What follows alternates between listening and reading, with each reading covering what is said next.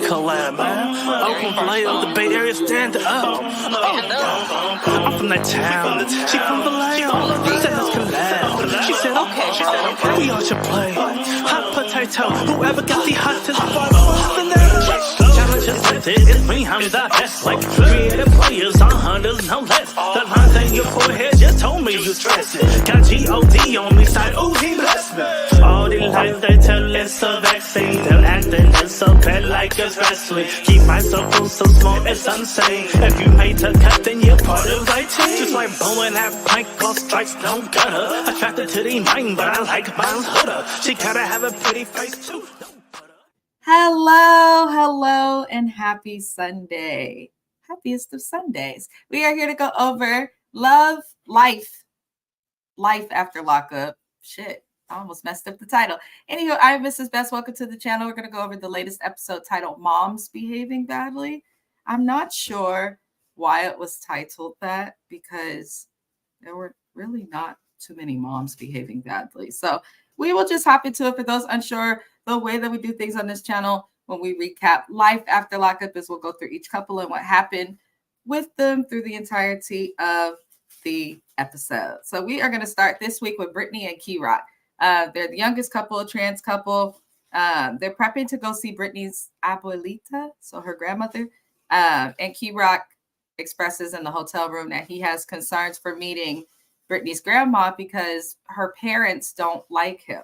And we're thinking it's because, you know, he's part of the LGBTQ community. And she said that her parents are like extremely conservative, but it could be some other things because, yeah, he expresses when she says, why would it be different? And he says, well, your Nana, you know, might not like me because your parents don't like me. And Brittany doesn't like that he keeps bringing up her mom. And I'm like, I get that because it's still your mom, regardless of the like family issues and things like that that you deal with. But you can't just go off. What is that going to solve? But she's also, I believe, like 23 or 24. So that's basically like a 16-year-old, just legally an adult.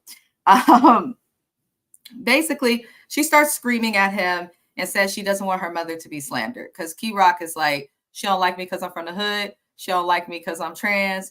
Like, you know, all these little things. And she feels like her mom's being slandered. Listen, when you intentionally say I'm not going to deal with someone because of their choices in a country where we're allowed to make our own choices, you are slandering yourself. Brittany has spent her entire storyline talking to us about how she don't like that her parents don't like him. They weren't there for her. She grew up privileged. And when she rebelled, she was a victim. She became a victim of SA and then ended up in the streets. There's always somebody not from the hood trying to run to the hood. And that is Brittany. So, you know, her parents or whatever are different. She's going off. I think her parents don't like Key Rock because he's Black, personally. That's just how I feel. Certain communities of people outside of white folk, in my experience, also have extreme dislike or hate towards African-American people. And, you know, that's their business. But personally, I'm like in my head, like, well, why would this lady like have an issue? She doesn't know him. I understand the religion thing and him being gay, but they accept her. So I don't know. But in my opinion, her mom is slandering herself, and this is your storyline. That's literally what makes you and Key Rock interesting, outside of the fact that you're trans, you're young, and you were both in jail together, and that's where you met. But your parents is what makes this life after lockup. It's a part of your life, and we want to see it. So I don't know. I get annoyed with Brittany, but I'm sure the meeting will go well because Key Rock does FaceTime her abuelita a lot. And it seems like her grandmother knows Key Rock. So we shall see. Moving it along, the next couple we're going to get into is Taylor and Chance. HotMessExpress.com. I don't understand, like, why they are together. I've thought Taylor was a dingbat from the beginning. I just don't think the girl is intelligent, and she proves it with how she handles stuff. So we see her with her friend and her twin sister, Bobby, and they're telling her of the 666 messages she found between Chance and this man that he claims is a woman. But we know that this is a man that he was talking to because he's gay. Speaking of Chance, he was going back and forth with people on Facebook saying, if I was gay, I'd be a top because I'm nobody's bitch. I was like, that's a strange thing to say. I don't think that landed the way that Chance thought it would land. There's a crazy glare in my house also right now because the sun is setting. So apologies if it's like a weird, like Star Wars light shining through my face. Anywho, we see Chance at his work site. And when I see him at the work site, I'm just actually happy as shit to see that he's working. He's been borrowing money, doing all these crazy things. And I'm just like, okay, so you have a job. That's why I think he's on drugs again, because you have a job. You're saying your wife and you have all these bills and things you have to figure out, but you don't pay them with the money from your job. It doesn't make sense. Isn't the point of having a job to pay your bills? It doesn't make sense. Anywho, at the work site, when asked about what's going on, Chance basically says he did not know that it was a guy. He says that Taylor had to have created a mock social media account to pretend to be this person on to catch Chance. That's not what happened at all. She's contacted this person, and we now know that that person has confirmed that there was some type of a romantic relationship and that he was talking to Chance and that he is a he. So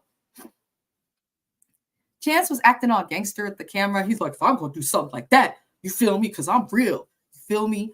And, you know, nobody's going to step. I'm like, what is wrong with him? When just the episode ago, you paid Bobo back and you were like, you literally cried. You literally cried. The man didn't even hit you. Why are you crying?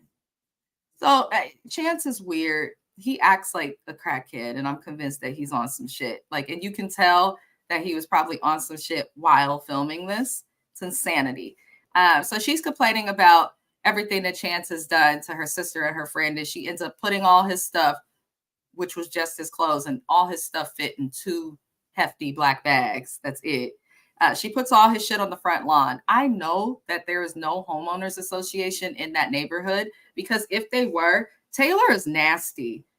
She's one of them bitches who, you know, you may see her walking outside and she may look nice, but then you get to her house and you can tell she hasn't cleaned her toilet in ages. Like, it's not just that there's repairs around the house. Like, she doesn't appear to be a clean female.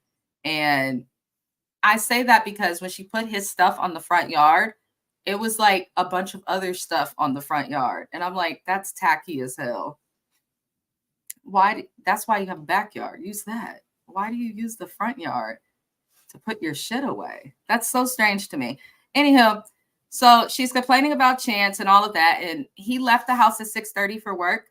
It's 9:30 at night. I guess he hasn't come home yet. And so they're talking and they're waiting on him to get there. And he finally comes. And he's supposed to be bringing Taylor her laptop, which he took from her and ran out the house with. And then she's supposed to be giving him his tools, which he needs for work and things of that nature.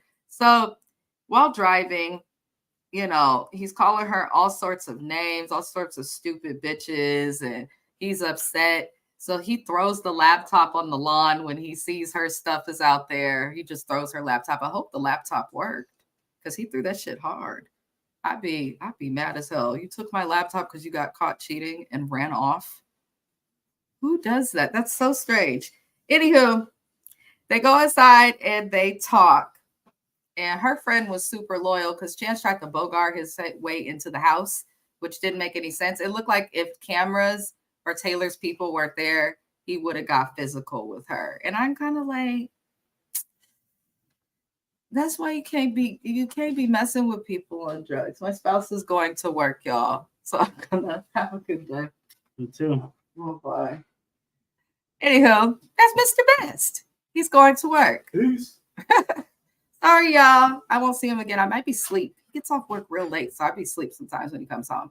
Because I go to bed early. I'm one of those weirdos. Anywho, back to Taylor and Chance. So Chance said that Taylor can evict him.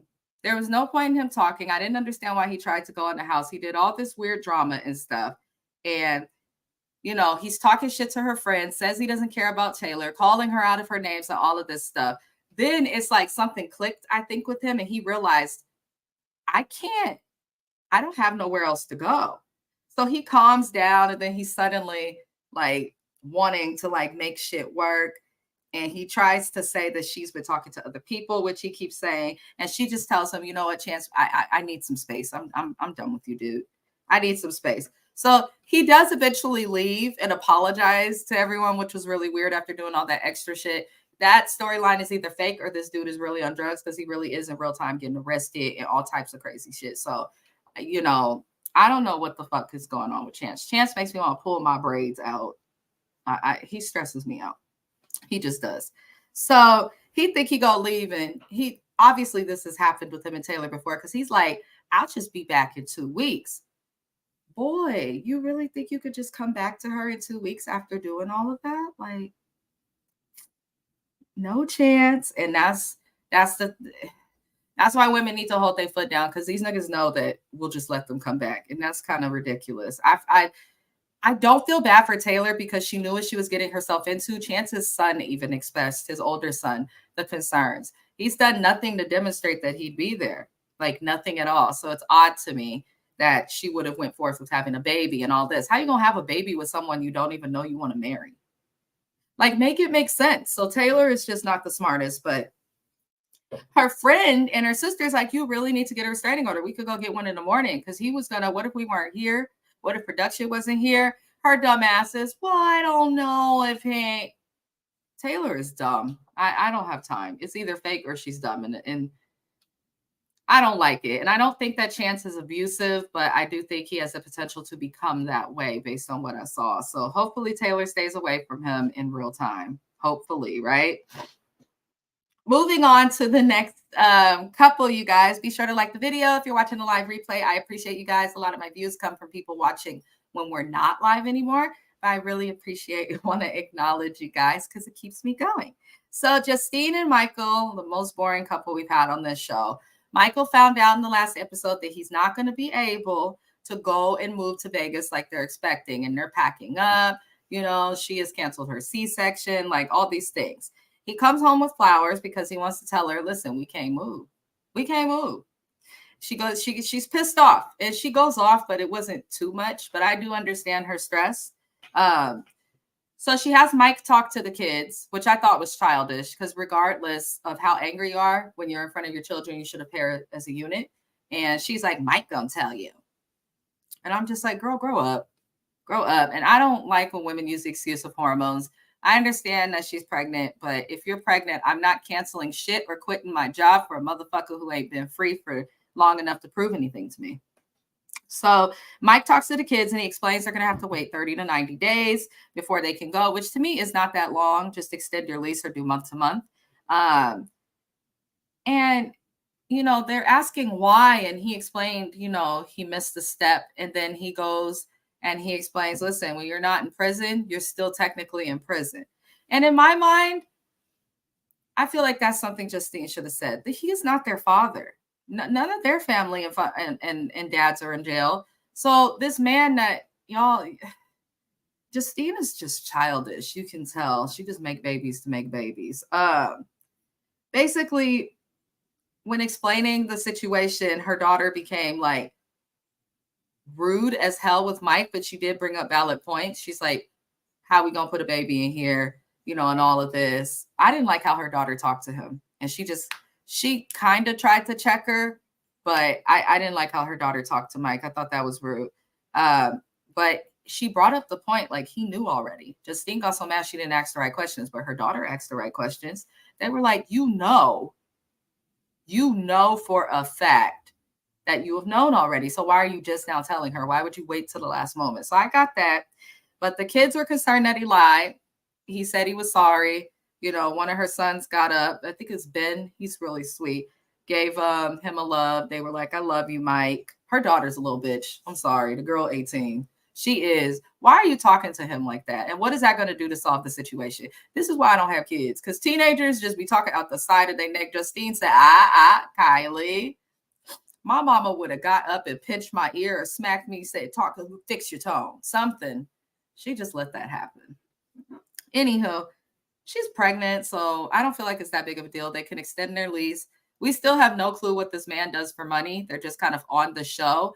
I don't want them on the show if I can't see him going to work. We saw Marcelino playing poker trying to make his money. We saw Brittany And I don't even like Brittany Marcelino selling her real estate. Lindsay works at night, and she's explained that. And she also has been handling stuff, and lives from what is within her means. We saw Deontay working on the shipyard and working at a few other locations. We see Sarah and Michael with their tow truck. Y'all get what I'm getting at?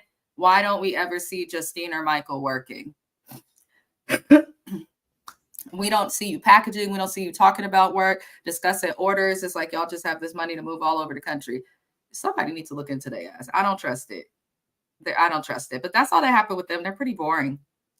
There's only so much you can talk about with Justine and Mike. They've been in so many episodes, but in my opinion, it's been kind of a waste because they're boring. So the next couple we'll go over is Louis and Melissa. So they are now in Jersey together, and they go for a little walk. Looks like they went to have Starbucks together. And well, God and or science, bless, what are we discussing? We are discussing life after lockup, as the title says. But getting into it, they're walking, they're going on a little date, and she takes the time to tell Louis her secrets. And her secrets appear to be that he does not know that she has gone on a consultation for plastic surgery. She wants to get a nose job. Life After Lockup is a show on wetv. It comes on Fridays. It's about normal people who go and they do the prison pen pal sites, and then they get with the person they've never met before and things of that nature. It's different. That's why I like it. But it's crazy that people go looking into jail for love. I really think that's insanity. And happy Sunday to you. Anyhow, so basically she tells him she's getting her nose done. She's paid for the appointment, and he says that Melissa's a hypocrite. And the reason he feels she's a hypocrite is because she does whatever the hell she wants. But when he makes any move, he goes off, or she goes off on him. So he gets a job, and she wants him to work in a certain type of industry. But he's a felon. He can't work in those industries. If he wants to go to the mall or just take a drive, she'll find something wrong with that. But she can do whatever she wants without, having to ask permission.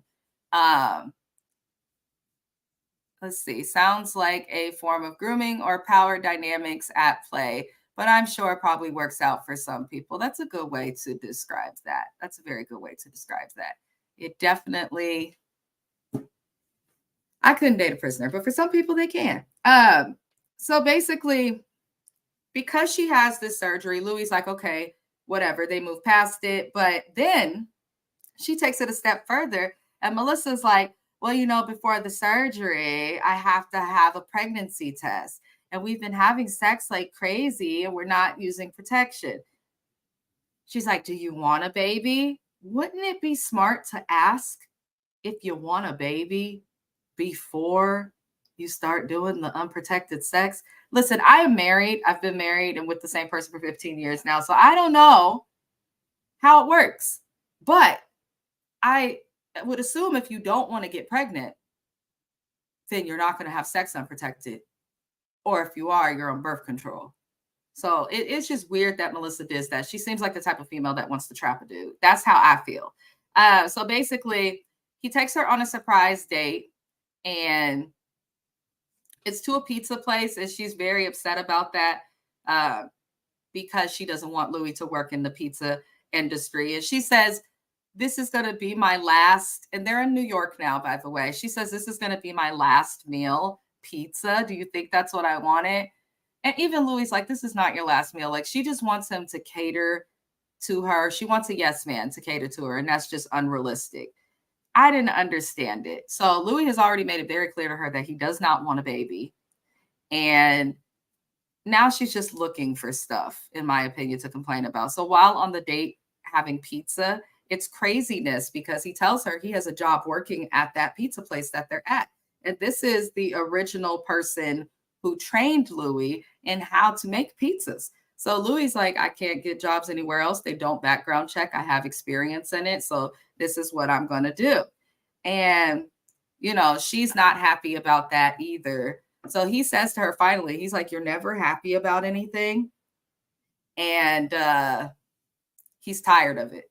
He's fucking tired of it. And I don't blame him. I really don't blame Louis, bless his heart. So she's freaking out about Louis's income. She says that's the main concern. But my thing is, if you really love him, though you want to help your spouse elevate and you would like your spouse to make income, the love should be enough. And the man is at least working. A trying man is better than a man that is doing nothing, Melissa. That's what I can say. At the very least, he has a job. He's not cheating on you. He has moved from Georgia away from his family to be with you. What more do you want? He found a job. He did it on his own. She's like, you didn't even tell me you had an interview. For what? You work at the post office, sis. You take an exam and that's it. They'll take anyone. Like, what is going on? So we'll see more with what happens with that, but I don't like her for him. I think she's trying to relive this high school fantasy, and I think she went for him because she knew he'd be more interested being locked up. And I think she wanted someone that would like rely on her. I don't know. I just don't trust Melissa at all. Like not even a little bit. So moving it along, the next couple we're going to discuss is Chevelle and Quaylin. I'm so tired of her Temu wigs. I really am. It doesn't make sense to have wigs like that. So she goes dress shopping because apparently her wedding is like around the corner. I thought she was planning for a wedding that was like further away just because we seen her, trying to get her mom to pay for the venue. And I'm like, usually people at the venue paid for well in advance. So it's very strange that she's getting everything done like at the very last minute. But we see the moms, Quaylin's mom and Chevelle's mom, and they're playing nice. And basically, Quaylin's mom asked Chevelle's mom, before the dress fitting, if she's going to contribute to the wedding. Because in America, traditionally, the bride side of the family pays for the wedding. Men don't care about that. So that's fair. And a man going to pay for her the rest of his life anyway. So that's fair. The mom was like, I am not, because I don't think they're ready. And that's fair. So Chevelle comes out, and in my opinion, I don't know how to say this. Like, I'm not being mean because Chevelle is not, she chooses the worst makeup, the worst outfits, the worst hair. I don't know. And her dresses, obviously Chevelle must have breastfed or something. She didn't have on a bra and it showed. So if she does pick a dress where it's, haltered, she definitely, I would suggest boob tape. I will say that. But the only things that moms can agree on in between the dress shopping is that Chevelle and Quaylin are not ready to get married. And I actually heavily agree with that. They don't know how to argue constructively. She just shuts them down for no reason. It doesn't make any sense to, be with someone if you're not going to communicate. And Chevelle doesn't know how to communicate. Quaylin does, but Chevelle doesn't. And it makes no sense. So fast forward through the episode and we see them have, I'm assuming it's a rehearsal dinner. It's some sort of event before the wedding. So their whole family is there and Chevelle is there. The moms are there. Some other members. Quaylin's not there yet. And she wore the worst wig to this event. I just don't know why you would want to remember the rest of your life in that wig, Chevelle. I don't know. But her mom ends up throwing a lot of shade at Quaylin when Chevelle comes over after talking to her in-laws, which you're supposed to do because they're going to become her family. So her mom starts saying Quaylin ain't nothing. He's never going to be anything. Why she want a criminal? She can't trust him. He's not ready, but her daughter is. And now we see why Chevelle is a problem. She get it from her mama. Lord. So basically, Chevelle comes and tries to check her mom. She's like, this is about to be my husband. I understand you're entitled to feel how you feel, but you cannot just loudly dog him, right before our own wedding in front of all his people. And, Chevelle's mom is giving her problems and not caring and, acting a fool. I could tell her mom is messy and that's where Chevelle probably gets it from. And so Quaylin's mom, probably appreciating Chevelle standing up for her son, comes over and it's like, it's okay, baby. It's your wedding, and tries to just, pull her away. And of course, Chevelle's mom gets mad as hell. So they start going off. Quaylin's mom said, I'll whoop your ass, you disrespectful. Chevelle's mom said, that's my daughter. My daughter, I said, y'all realize these are adults over the age of 30, right? Hell, Chevelle is somebody's mom.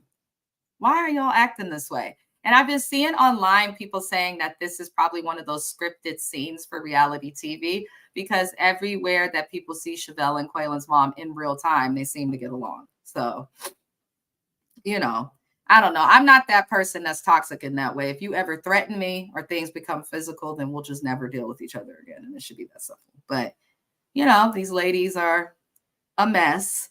They are a mess. But Quaylen shows up in the middle of the chaos. So we'll see how he handles that next week on the new episode. Moving it along, you guys. The next couple we'll go through is Lindsay and Blaine.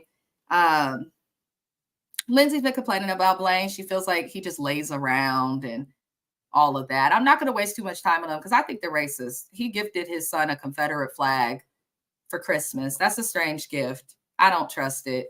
And they in Mississippi, hell no. Hell no. Anywho, Blaine tells Lindsay he's been struggling with PTSD. And his struggle with PTSD caused someone to say you are eligible for a medical marijuana card.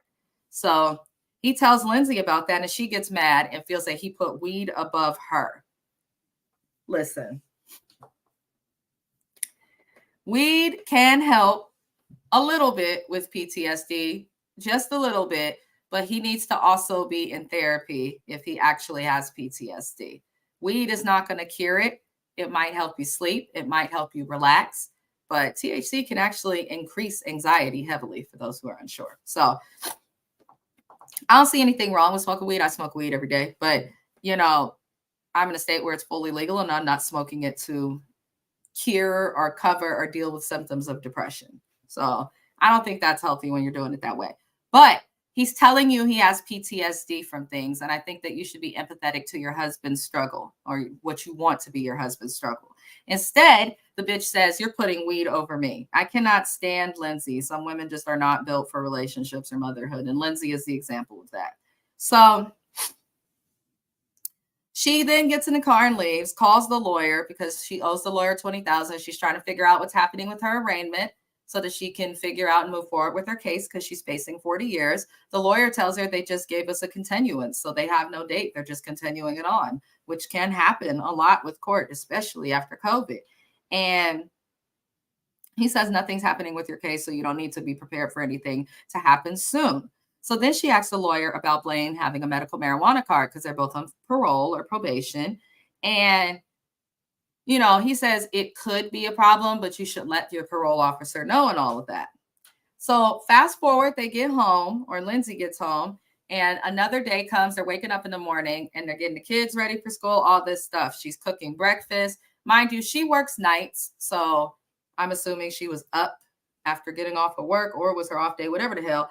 And he comes up and in the kitchen, gives her a kiss, says good morning. And she's like, how do you pull your weight? I mean, do you even halfway pull your weight around here? Like, dang, that's how you greet him? And she gets to him about finances, says he doesn't work enough, says he hasn't paid the house note in some time. He gets frustrated. She just pretty much bombarded and berated him with like basically belittling him as a man and as a partner. And Blaine works, but he's going through something. Now you're ignoring that and belittling him more. So he gets mad and throws something. She tells the kids to go in the room and close the door. But he says to the confessional, what we all think, she treats him like shit. She treated Scott like shit. She treated Deontay like shit. And now she's treating Blaine like shit. Someday Lindsay will see that she's the problem. I also don't buy her storyline. And I know that in real time, she and Blaine are not together. So moving on to our last couple of this recap. Go ahead and like the video if you haven't already. I appreciate it greatly. We're going to go over Sean and Sarah. So Sean and Sarah opened a tow truck company. We find out that this is something that runs in his family and that he's done forever. And he says that he has not told Sarah that they are broke, probably because she keeps getting plastic surgery. And then we get an update from Sarah, because we haven't seen them a few episodes, that her daughter's father, who we saw come around in the last season and who she was acting like she wanted to leave Sean for, he's back on drugs. Hasn't been around Sarah, not answering the phone, missing visits with their daughter. She feels he's chosen drugs over them. and he hasn't come to see her daughter in months, and he missed his daughter's birthday party, which is sad. I hate when the kiddos suffer. I hate when kids suffer.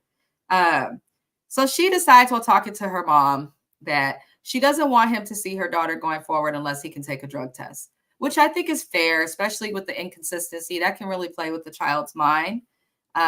So she goes to meet her baby daddy to take a drug test, which was interesting because people were pointing out online she bought a marijuana test, not the actual drug test. Maybe she didn't know what to buy. But, you know, when driving too, she sits like this close to the wheel. Like if a car crash happens, that wheel is in her whole sternum. Like, my goodness. Anywho, she goes to meet him. She sits for about an hour. He does not show up. He doesn't answer the phone.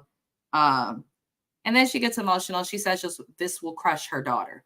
Your daughter already hasn't seen him in months. So unless you told her that you went to see him, she's not going to be any more crushed than she already is, unfortunately. So I feel for her daughter. You know, that sucks to not have your dad around. I have my dad. Dads are great. To have your dad is wonderful. To have your mom is wonderful.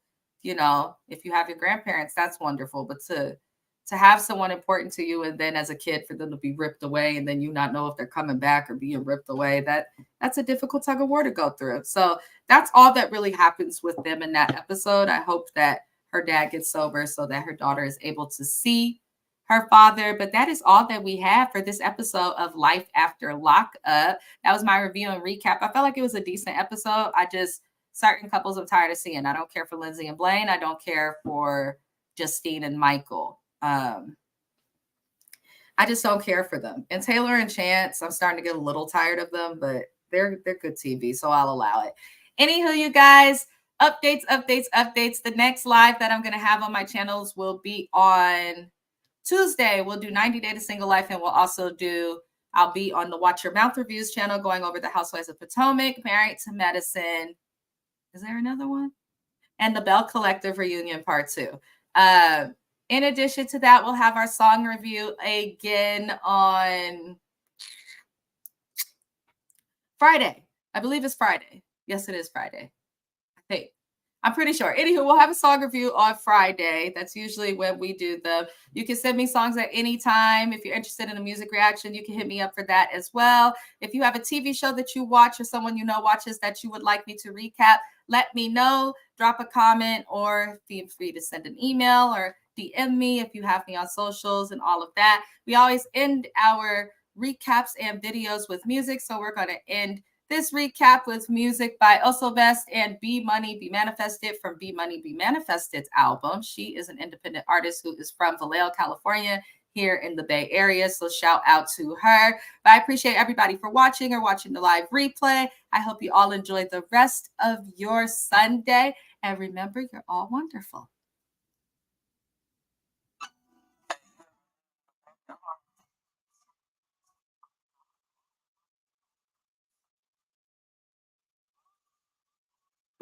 Wake up every morning with a heartbreak. Don't know what you want, but my heart ache. Picking up the phone, breaking my heart rate. Hey, baby, what's the deal? What is our fate? You ain't really love me. You ain't love me from the start. Don't know how to live how I'm living with a heartbreak. Don't know how to bloom how I'm blooming in a dark place. Don't know how to make it from the end to the start place. Hey, maybe I should live it a la carte. Maybe I should leave you off. But we started off as strangers in the end. We just departed. Don't know how you sleeping. What's the meaning? You too guarded. Don't know how you peeping. I ain't leaping just to start it. I ain't even creeping. Tell me how I'll still be punished. Sitting in your dream, baby. Tell me, is you punished? Is you running? Tell me how you love me, but these bullets love ducking. The way I grew up, I was ugly little duckling. Still trying to turn my little nothing into something. Still trying to get a big bag of blood and blood. Yeah, I tried to show you that I love you. You gave no fuck. Baby, how you living is way too dangerous. Running all your bridges, but making exodus. Cause you killed them. Giving me the things. How you mad that I spilled them? Baby, who is you? How you serving? Think you filter? Thought what we had was really real, just filter. I ain't really knowing, I just knowing that I miss her. I don't think she knowing that she knowing that I miss her. We could pop it all out the picture. We could make it all black, but that'd be simple. Even though she left me in the paper, I'm still fancy.